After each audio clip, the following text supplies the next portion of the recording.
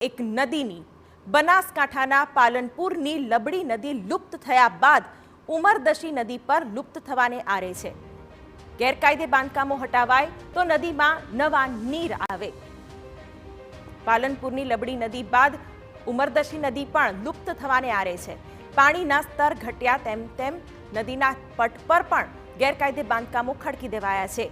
લોકોએ ખેતરો અને પાકા દબાણો કરી દેતા નદીના પટ અને પ્રવાહ અટકી પડ્યો છે। રાજ્યના સિંચાઈ વિભાગે 200 કરોડના ખર્ચે ઉમરદશી નદીમાં પાણી નાખવાનું નક્કી કર્યું છે, પરંતુ એ પહેલા નદી પરથી દબાણો હટાવી ખુલ્લો કરવાની માંગ કરાઈ છે।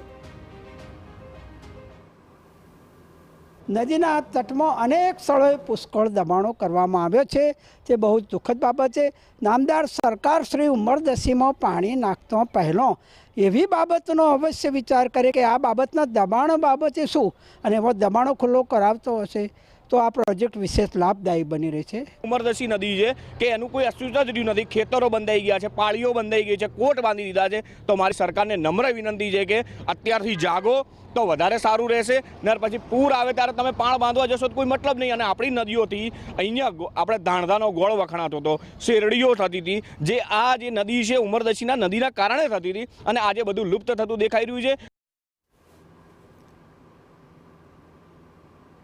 પાલનપુર તાલુકા વિકાસ અધિકારીએ પણ કબૂલાત કરી કે નદીમાં ગેરકાયદે દબાણો થયા છે, જેને દૂર કરવાની સૂચના આપી છે। ટૂંક સમયમાં નદી પર ચેકડેમ પણ બનાવાશે અને નદીના પટ અને પ્રવાહને ખુલ્લો કરી નર્મદાનું પાણી પણ નદીમાં ઠાલવવામાં આવશે। જે કોઈ દબાણ નક્કી થશે તો એ સરકાર ચોક્કસ કાઢશે, કારણ કે આજે પ્રજા માટે જ આજે આ પાણીની વ્યવસ્થા છે। તો ખાસ કરીને ખેડૂતો પાલનપુર તાલુકા અને ખાસ કરીને વડગામ તાલુકાના ખેડૂતો પાણી માટે ખૂબ તરસે છે, અને ખેડૂતોના હિતમાં જે કોઈ નિર્ણય લેવાનો હોય એ ચોક્કસ સરકાર લેશે। નદી જે વિસ્તારોમાંથી પસાર થઈ રહી છે અને એ ઉમરદશીના વિસ્તારના નજીકના જે ગામો છે એ ગામોનામાંથી ગ્રામ પંચાયત અને તલાટી કે મંત્રીશ્રી મારફતે એની ખાતરી કરાવવામાં આવશે, અને જો એમાં દબાણો દૂર જણાશે તો દબાણોની જે પંચાયત ધારાની જોગવાઈ મુજબ દબાણો દૂર કરવાની કાર્યવાહી કરવાની થાય છે, એ કાર્યવાહી હાથ ધરવામાં આવશે।